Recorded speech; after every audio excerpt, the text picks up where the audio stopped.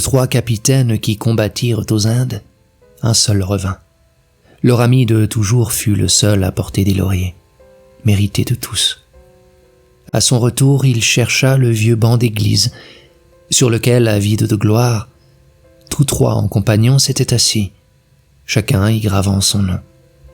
Ces noms mal entaillés, d'égale dimension, se voyaient encore, inégaux maintenant. À eux les projets, à moi la réussite.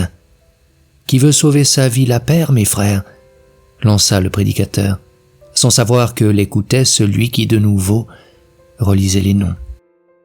Qu'ils soient revenus, qu'ils y soient restés, pure chance de la guerre. À l'inverse, il serait ici et lui gisant là-bas. Mais il perçut dans l'existence de ces morts le nimbe d'une sorte de gloire que vivre ne pouvait donner.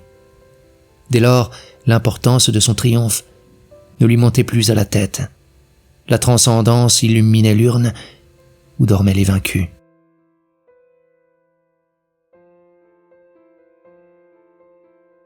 Je perçus un triste murmure et me tins un moment parmi les tombes.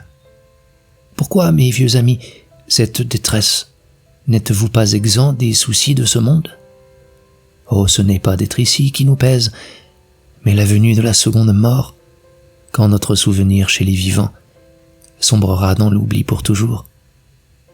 Nos ancêtres reposent ici dans les liens d'une mort plus profonde que la nôtre. Ta plus vive mémoire peut-elle en distinguer les traits et les pensées?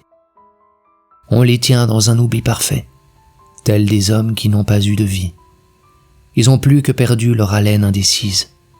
C'est leur seconde mort. Ici au moins, chaque jour nous offre un cher souvenir. Nous pouvons encore dire que survient dans tous ceux qui nous aiment nos visages, nos voix, nos regards. Mais tout s'ensuit, la mémoire d'abord, et l'océan vorace de l'oubli. Comme nos devanciers, nous descendrons vers ceux dont nul ne connaît plus l'histoire. Car d'entre nous, qui aurait espéré arborer dans sa vie le pouvoir de changer le monde, qui n'est dû qu'à fort peu dont on conserve la mémoire et dont on chante les louanges? Nous n'étions qu'un hocher du destin, la vérité, l'amour, la renommée, ni fui ni recherché. Nous voyons notre terme, et l'ayant vu, voici nos plaintes.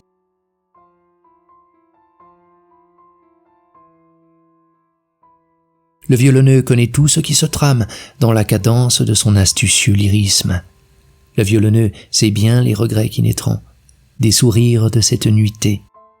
Il voit des couples s'unir pour la danse et bientôt pour l'existence, qui vont payer très cher leur frérie par le gâchis des luttes conjugales.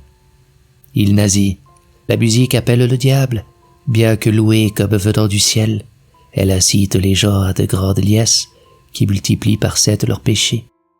Tant de cœurs sont maintenant brisés, et dans l'attente du départ, dont j'ai d'abord embellé les vris, avec ma douce viole et mon archet.